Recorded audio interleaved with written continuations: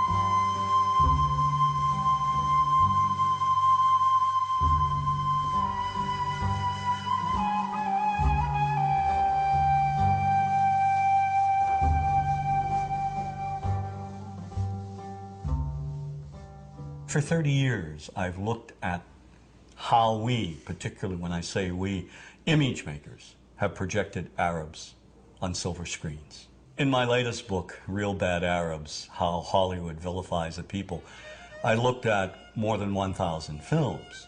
Films ranging from the earliest, most obscure days of Hollywood to today's biggest blockbuster.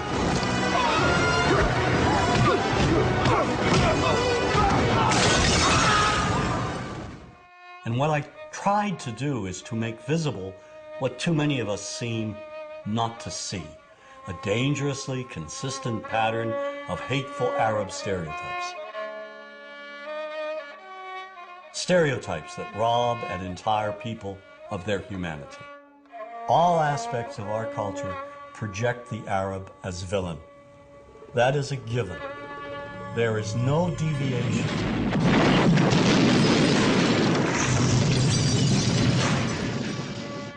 We have taken a few structured images and repeated them over and over again. You are hostages of the Holy Freedom Party. Whether one lives in Paducah, Kentucky or Wood River, Illinois, we know basically the same thing.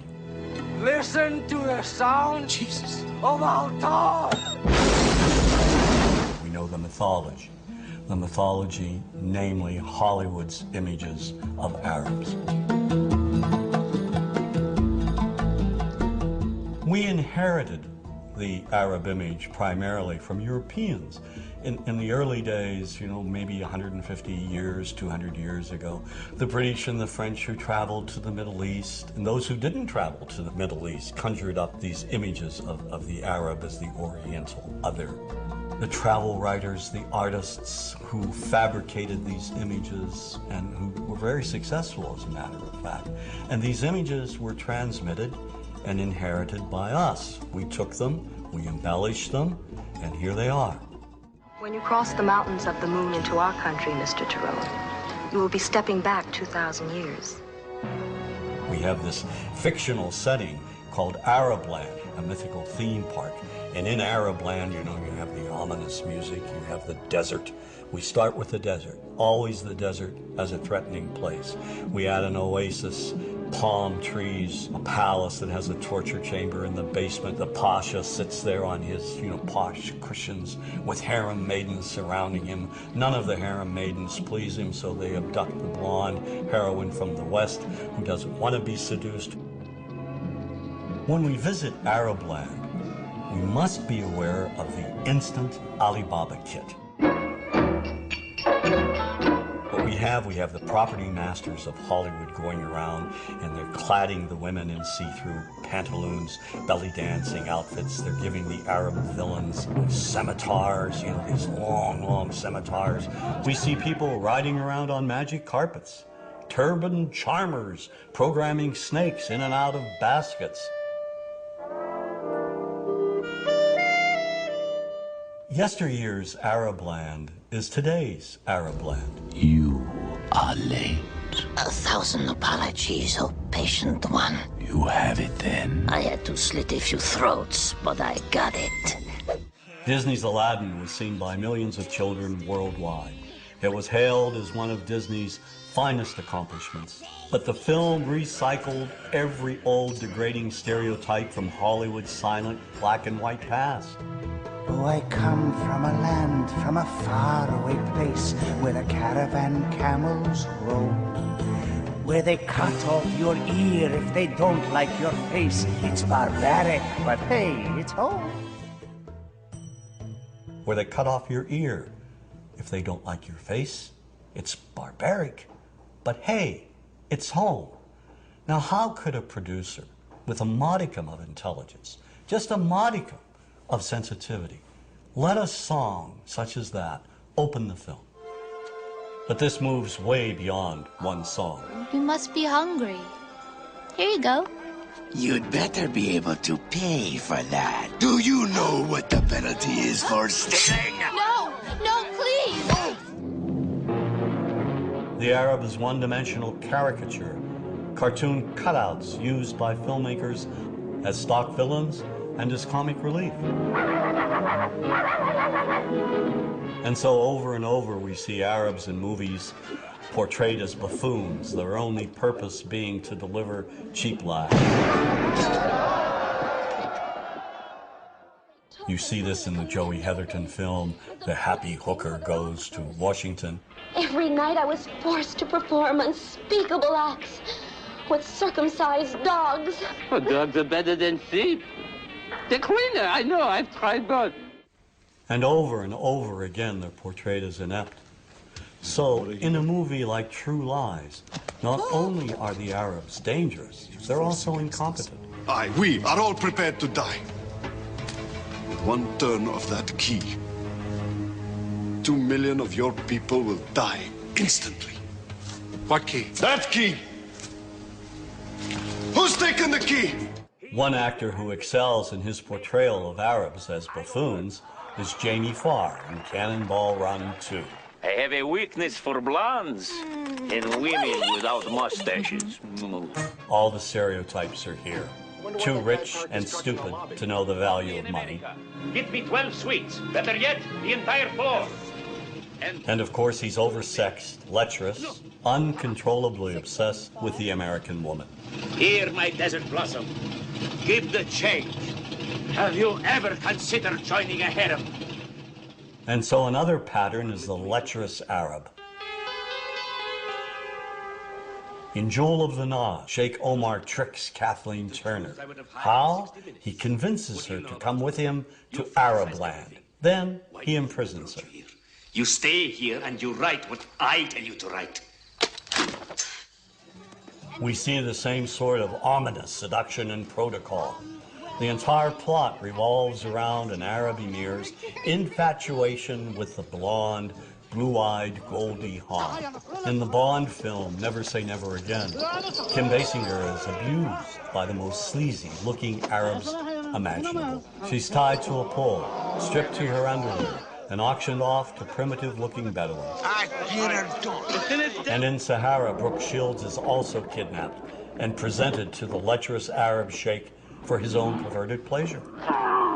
Get away from me, you dirty bitch! More than 300 movies, nearly 25% of all Hollywood movies that in one way or another demean Arabs contain gratuitous slurs, or they portray Arabs as being the butt of a cheap joke. We were going to the Mecca, see, and the plane is full of Arabs with these animals. Goats, sheep, chickens.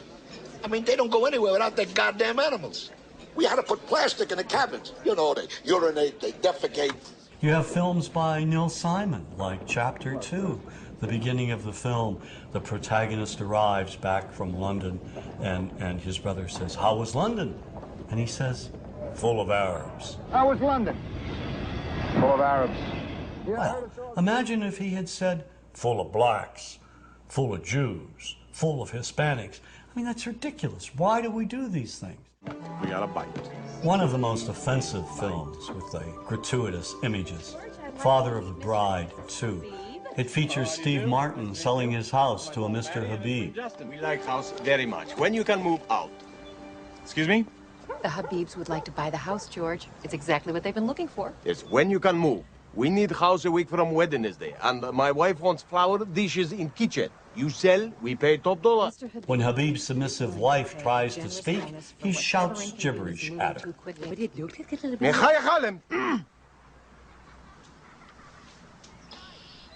And then he offers Martin a $15,000 cash bonus to move out in 10 days. Making real estate history here, George. When Martin tells Mr. Habib that he doesn't want to sell the house after all, he finds Habib's wrecking crew there, ready to demolish his beautiful home. And in a scene that calls to mind one of the most degrading stereotypes of the Jewish people, Mr. Habib demands an extra $100,000 to sell the house that he has owned for just a day back to Martin. You want me to take out a loan on something I owned free and clear just 24 hours ago? Well, that is up to you, George. Your path, your fence, your memories. Now, if you looked at the other Father of the Bride films, Elizabeth Taylor, Spencer Tracy, there were no Arabs or Arab Americans. So why does Disney inject these horrific, sort of offensive characters in Father of the Bride Part 2? It's the same reason that in Gladiator, the slave traders who kidnapped Russell Crowe and bring him back to Rome are Arabs. I mean, this is ridiculous. I mean, why does Hollywood inject Arabs, scenes of Arabs, and or slurs demeaning Arabs in movies having nothing to do with the Middle East? So you're sitting like I am, for example, watching Back to the Future about a mad scientist. And yet, early on in the film, we see these ugly, inept Libyans with machine guns in a parking lot trying to gun down the protagonist. I mean, why?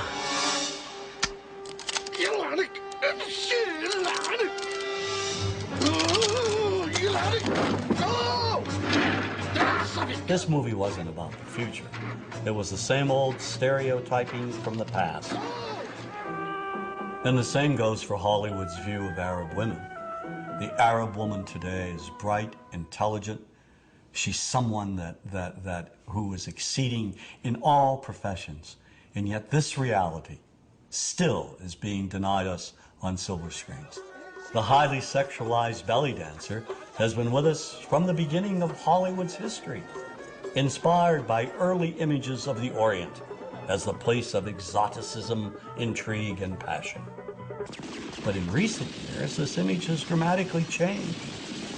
The Arab woman is now projected as a bomber, a terrorist. Added to this image is what I call bundles in black. Veiled women in the background, in the shadows, submissive. It seems the more Arab women advance, the more Hollywood keeps them locked in the past.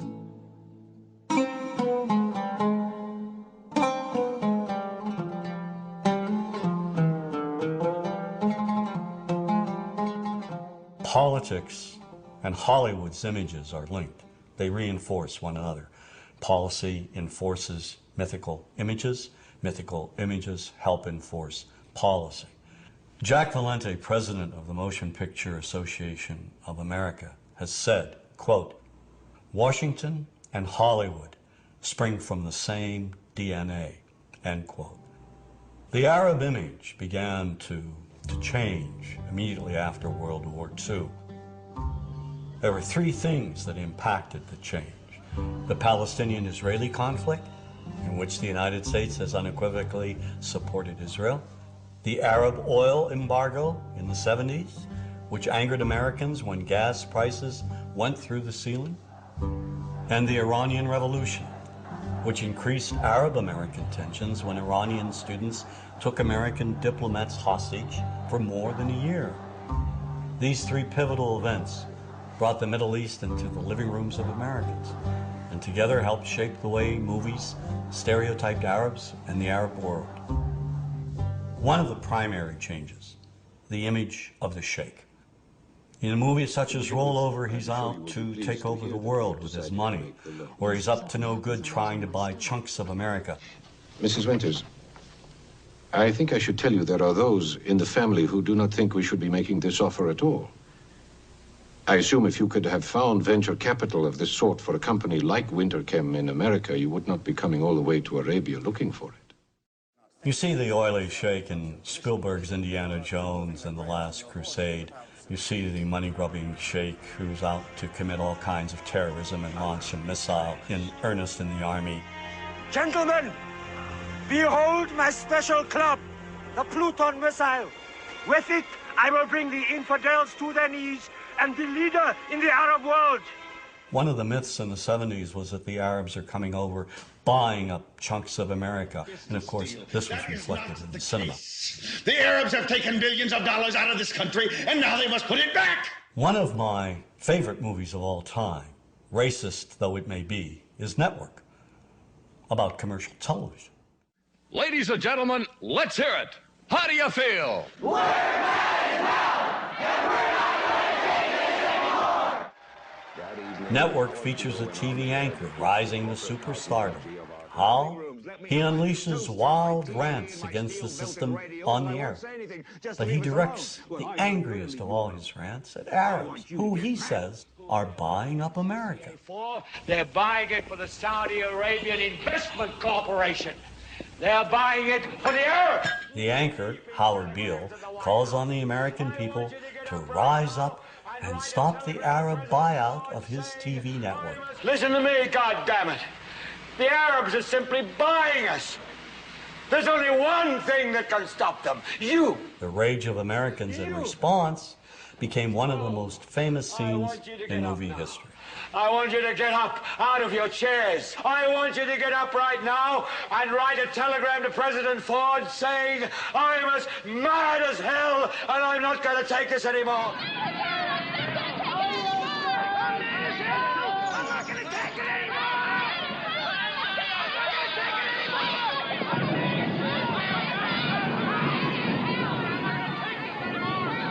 This kind of anger, the anger born of fear, all of it in response to a perceived conspiracy and threat by a specific group of people, well, we've seen and heard this before.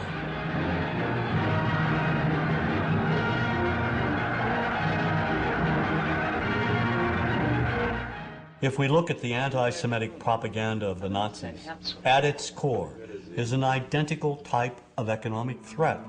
This economic myth even made its way into children's books. Sadly, the popular image of Jews in Nazi propaganda resembles the popular image of Arabs in some of our most beloved Hollywood movies. The only difference being that the Arab usually wears a robe and headdress.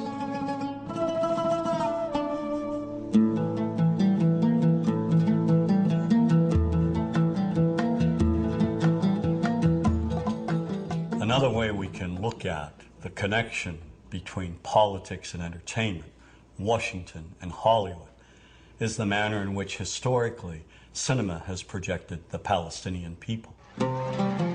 Since the founding of the State of Israel in 1948, our support has never wavered. Every American administration has made it clear whose side we're on. In contrast, Washington's policymakers have failed to support the millions of Palestinians who have been made refugees and who have lived lives of poverty and squalor as a result, while policies impact opinions. So equally unjust is how Hollywood has presented the conflict. Movies repeatedly depict Palestinians as terrorists, making it seem that all Palestinians are evil. Made in America, Colonel.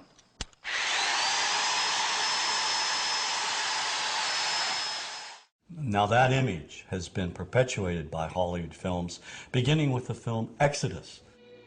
It dealt with the very early conflict. Here, Palestinians are either invisible or they're linked with Nazis, perpetrators of horrific acts. The 1966 movie cast a giant shadow is another early film presenting Israelis as innocent victims of Palestinian violence. Kirk Douglas is an American military specialist, and he goes to assist the Israelis.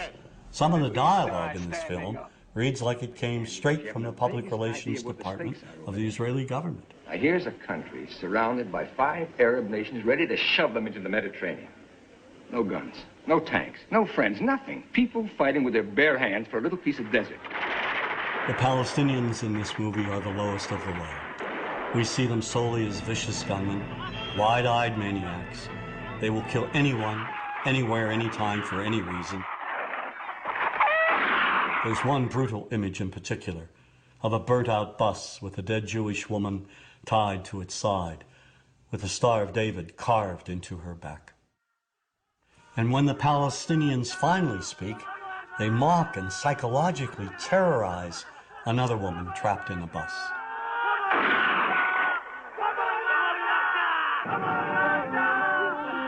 Well, if we jump forward a decade to the film Black Sunday, the Palestinian terrorist is now a woman. Striking where it hurts them most, where they feel most at home. She flies the Goodyear blimp into a Miami stadium and tries to wipe out 80,000 Americans at the Super Bowl. She cold-bloodedly eliminates anyone in her path.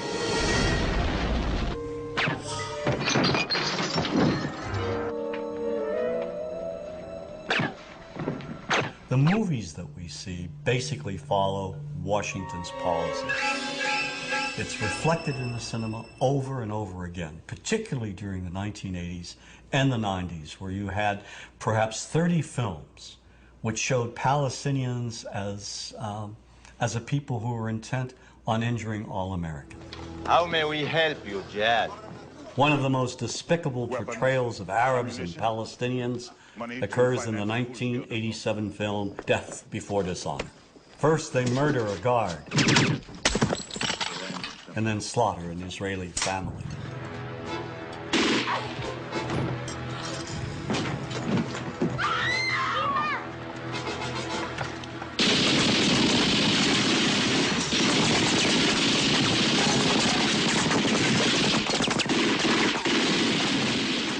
They kidnap and torture an American Marine, and in cold blood execute another.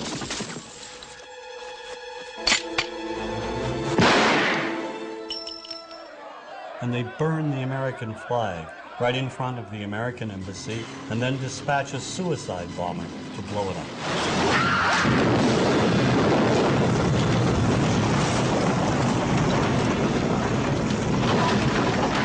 One reason we've not been allowed to empathize with any Palestinian on the silver screen is due to 2 Israeli producers, Menachem Golan and Yoram Globus. These 2 filmmakers created an American company called Canon, and they released, in a period of 20 years, at least 30 films which vilify all things Arab, particularly Palestinians.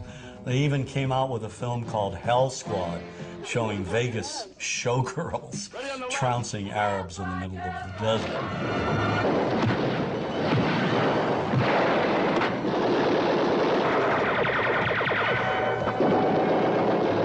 I think the most effective film they've ever done, one of the most popular and most racist, is the Delta Force. Here, Palestinians hijack a plane and terrorize the passengers, especially the Jewish ones. Pick out the passport with Jewish names. There is no form of communication more powerful than film in creating propaganda, and Golan and Globus took it to another level. Certainly American producers play a role in vilifying Palestinians. I mean, perhaps the most anti-Palestinian film is True Lies. This apparently is the same group which just detonated a nuclear bomb in the Florida Keys. Crimson Jihad will rain fire on one major U.S. city each week until our demands are met. This film is shown on television almost every week, over and over again. It is part of our visual heritage. Give me the key. Come on, child. You don't want to die, do you? Give me the key. And you won't get hurt! I give you my word! No way, you wacko! And we never see Palestinians who suffer under occupation, Palestinians in refugee camps, Palestinians who are victimized, who are killed, innocent Palestinians. These images are denied us. Now, why are they denied us? Is there an unwritten code in Hollywood saying we cannot and will not humanize Palestinians? I mean, why can't we humanize Palestinians in the same manner in which we humanize Israelis? Is not the life of a Palestinian child, media-wise, Hollywood-wise, politically-wise, as important, as humane, as valuable as the life of an Israeli child? And if the answer to that is yes, why can't we see that on silver screens?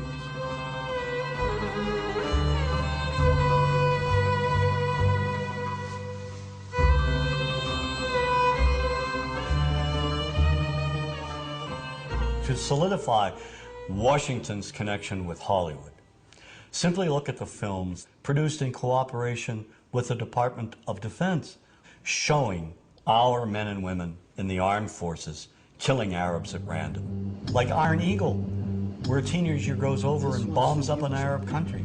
You know, just learns how to fly a jet overnight.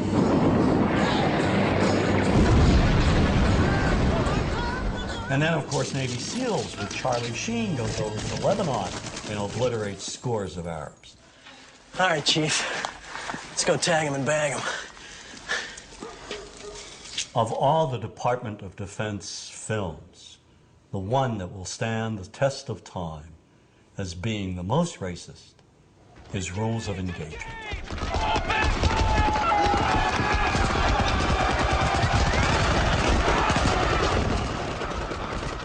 The film was written by former Secretary of the Navy, James Webb. The action takes place in Yemen, a real country in the Middle East. There are violent demonstrations at the American Embassy, and the Marines, led by Samuel L. Jackson, they're called in to evacuate the American employees. And as they try to do so, the Marines open fire on the crowd and kill scores of Yemenis, including women and children.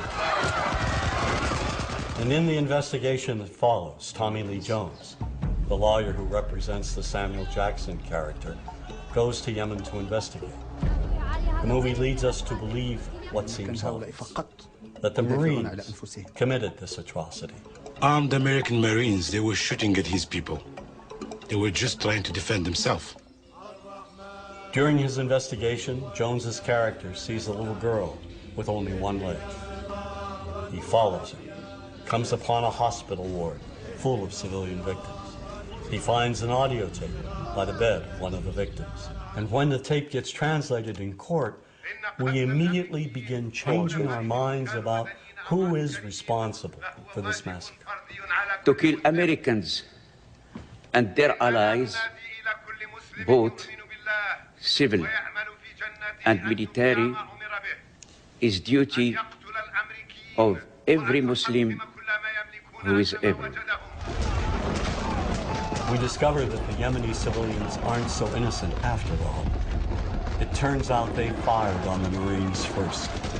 And in a moment that will live in Hollywood infamy, we suddenly learned that the little girl we've been sympathizing with, the very girl whose humanity and innocence may have broken down our stereotypes, well, she's no better than those other Yemeni terrorists. As a result, when Samuel L. Jackson delivers the key line, "Where's the motherfuckers?" we're now on his side.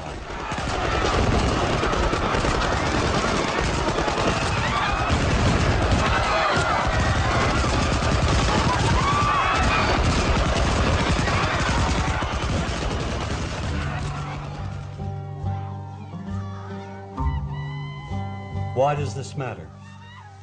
Because in the end, the massacre of even women and children has been justified and applauded.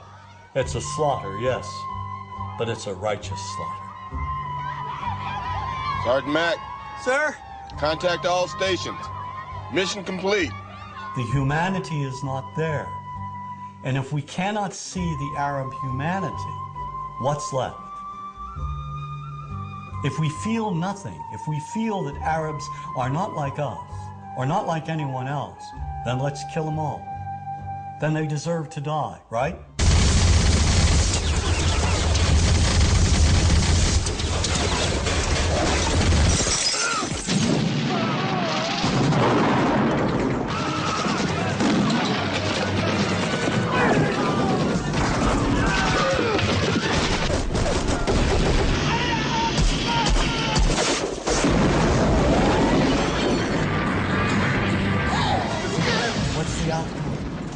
What do Arabs think of us that see these movies? Because these movies are rented 25 cents American movies, showing us killing them. What do they walk away with? Does this bring us closer together? Does this advance peace, or does it separate us? You're fired.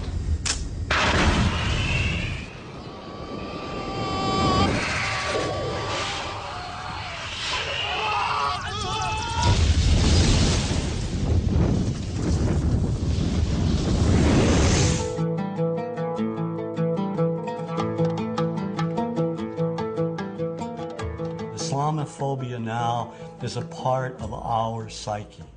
Words such as Arab and Muslim are perceived as threatening words.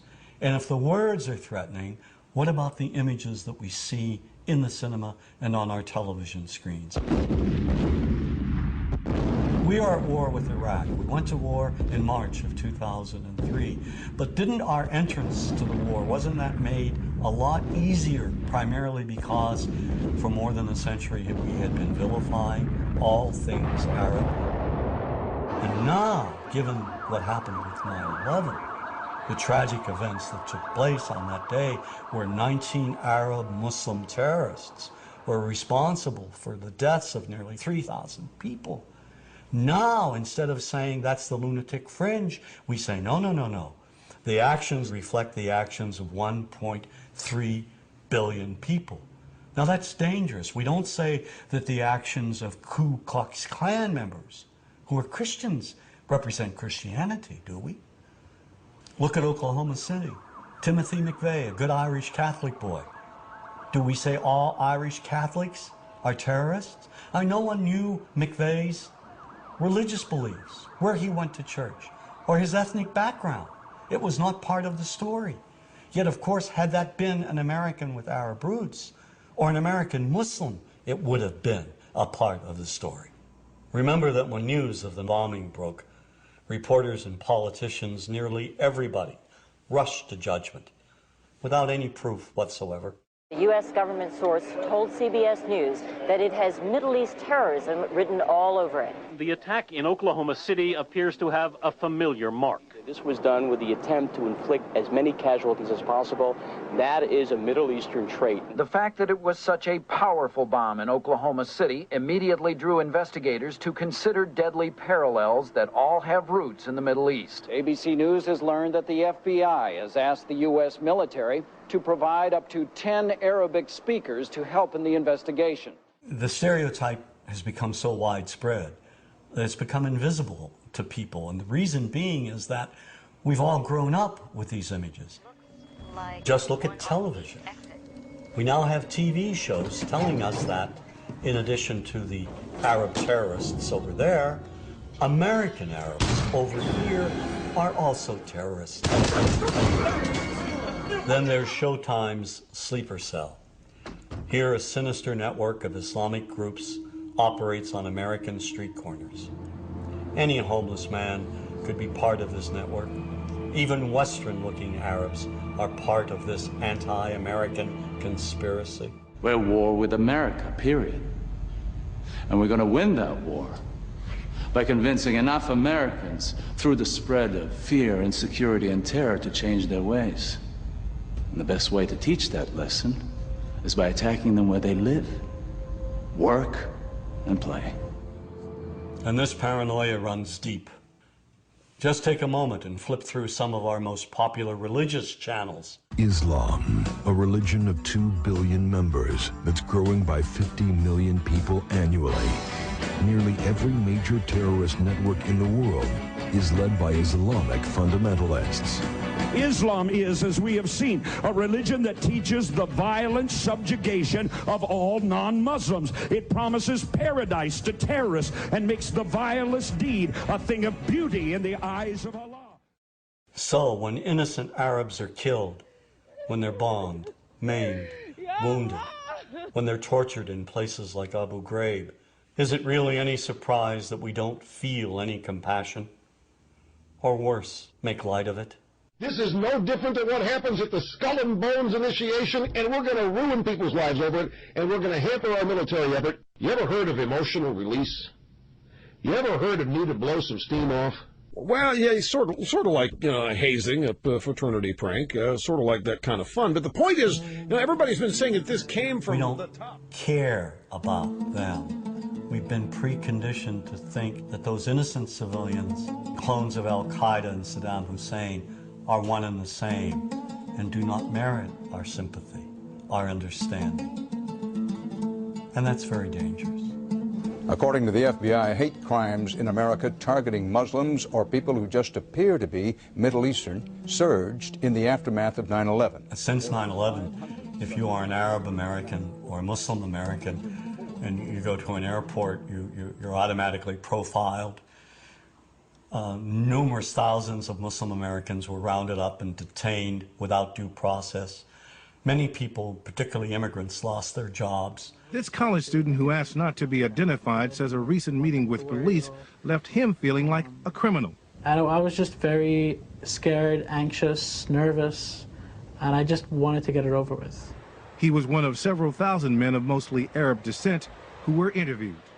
So there is this cloud, with the hate crimes, with the profiling, with being rounded up. Again, I think this illustrates the power of film, that in spite of the reality, in spite of the material that we know to be true, we still embrace the mythology. The mythology is still a part of our psyches. Stereotypes take a long time to wither away. And for many of us, we're comfortable with our prejudices. We don't want to change. We've grown accustomed to this face.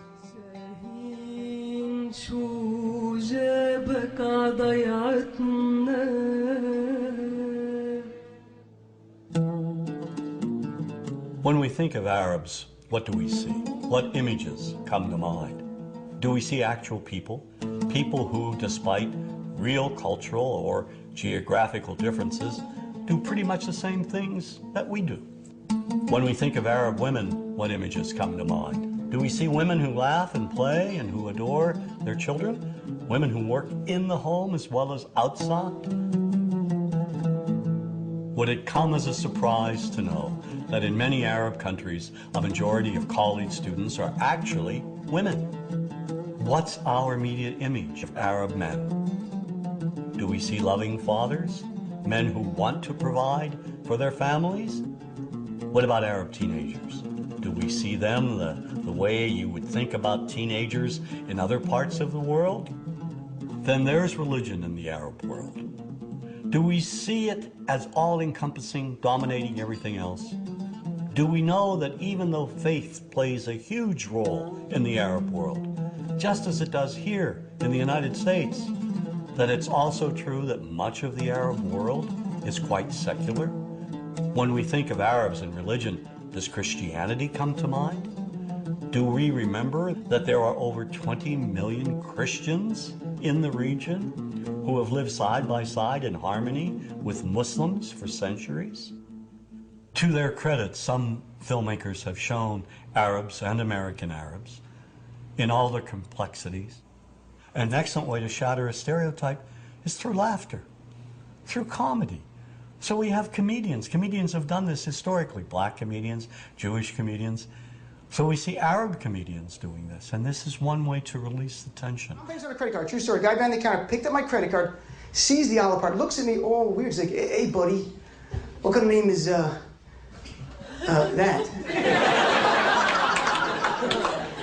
I'm like, well, sir, it's an Arabic name. He goes, yeah, what does this mean? So I'm like, well, translate it to English. It means peaceful, friendly Arab. But he's not happy because, yeah, what Arab country is your family from? So I tried the most peaceful, proper one that he would like. So I'm like, we're from the same Arab country that Aladdin is from. To his credit, Michael Moore in Fahrenheit 9/11 in the DVD includes a scene with this comedy coming out. My name really is Ahmed, and I can't fly anywhere. All you white people have it easy. You guys get to the airport like an hour, 2 hours before your flight. Takes me a month and a half.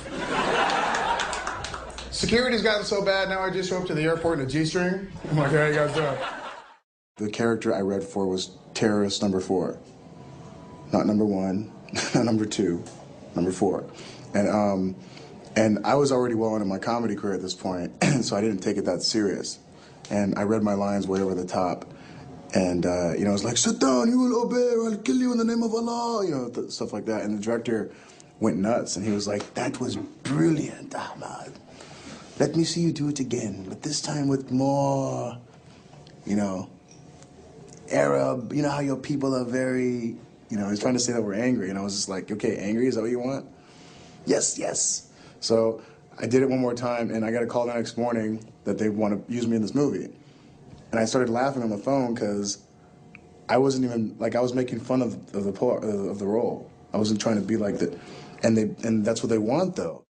And once we begin to humanize Arabs and Muslims, to project them as we project other people, no better, no worse, then the stereotype gradually diminishes. In movies such as A Perfect Murder, we see an Arab-American detective befriend the heroine.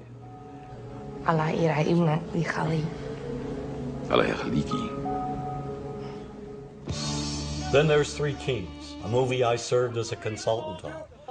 The action occurs during the First Gulf War in 1991.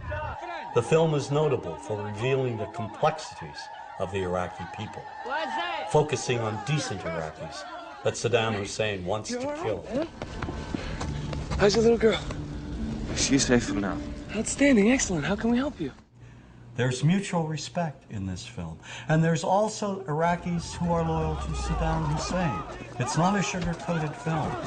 It's a very realistic film. It's an outstanding film, in my opinion. Kingdom of Heaven, which focuses on the Crusades, was a tremendous hit overseas, not here in the United States. And when the film was shown in Beirut, particularly at the end, when Salah ad-Din takes over Jerusalem, there's peace between Muslim and Christian. He enters a church and there is an icon on the floor. Salah ad-Din sees the icon, respectfully picks it up and places it back on the altar. When audiences in Beirut saw that, they rose to their feet and applauded. We're talking about Muslims as well as Christians applauding the act of a Muslim who embraces religious tolerance. There is this need of Arab audiences to embrace American films that show them in a respectful, honest, fair manner. And with the release of George Clooney's Syriana, I have hope that Hollywood may be listening. The film has some unflattering yet honest depictions of Arabs, but it also presents an Arab prince as one of the film's few decent human beings. The British-educated prince wants to bring democracy to his country, and his ideals get him and his family murdered. I want to create a parliament. I want to give women the right to vote. I want an independent judiciary. I want to start a petroleum exchange in the Middle East. I'll put all of our energy up for competitive bidding. I'll run pipe through Iran to Europe like you proposed. I'll ship to China. Anything that achieves efficiency and maximizes profit. Profit which I will then use to rebuild my country. Great. That's exactly what you should do. Exactly. Except your president rings my father and says I've got unemployment in Texas, Kansas, Washington State. One phone call later, we're stealing out of our social programs in order to buy overpriced airplanes. Another example of this kind of humanity and respect is found in Hideous Kinky, a film about an Englishwoman, played by Kate Winslet, and her 2 daughters in Morocco. Winslet's relationship with her Moroccan lover is beautifully and lovingly displayed. And when she doesn't have the money to return home to England with her daughters, he makes hard sacrifices to make it happen. There's a tender and moving scene at the end. The Moroccan catches up with the train they're on to say goodbye, to wish them well. We see the warmth and love that exists between them.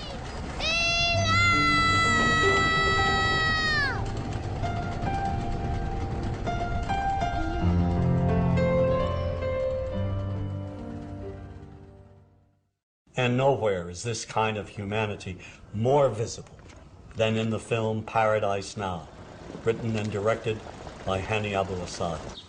Two Palestinian friends get recruited to carry out a suicide bombing on Tel Aviv. At first they accept their mission solemnly, but they're intercepted at the Israeli border and separated from their hand.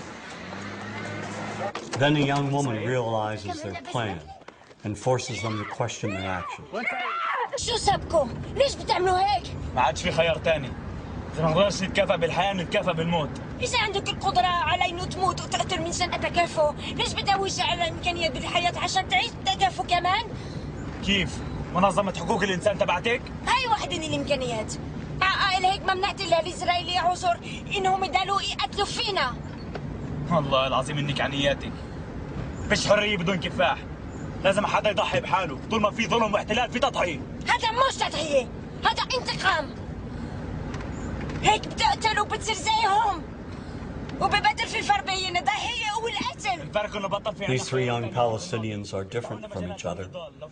They're not just crazed terrorists, and they're not just freedom fighters. They're human beings, with all the faults, excesses, ideals, and pain of human beings. سعيد رد علي. كان ليش انت هون؟ ليش جيت؟ عشان اكون معاك. تعال نرجع سوا معك. مش حننتصر بهاي الطريقة. احنا بنعمل اللي علينا، نجتهد والباقي على الله. بس ربنا قال لك فكر قبل ما تعمل. راح نموت نموت ناس معانا، مش راح يتغير ولا إشي. مش موتهم راح اغير. تكملة نضال هي راح تغير. انا ما عنديش خيار تاني على التكملة. إذا ما تغيرش إشي. رد إذا ما تغيرش إشي. I'm an optimist and I believe in the future, particularly in young filmmakers. The stereotype will change. It will change because young men and women who are entering the profession will see that there has been a grave injustice committed, and they'll make attempts to correct it. It's only a matter of time as to when this will happen, but it will take place. Look, we've unlearned many of our prejudices against blacks, Native Americans, Jews, other groups. Why can't we unlearn our prejudices against Arabs and Muslims? What matters is not to remain silent. I think whenever we see anyone being vilified on a regular basis, we have to speak out, whether we're image makers or not.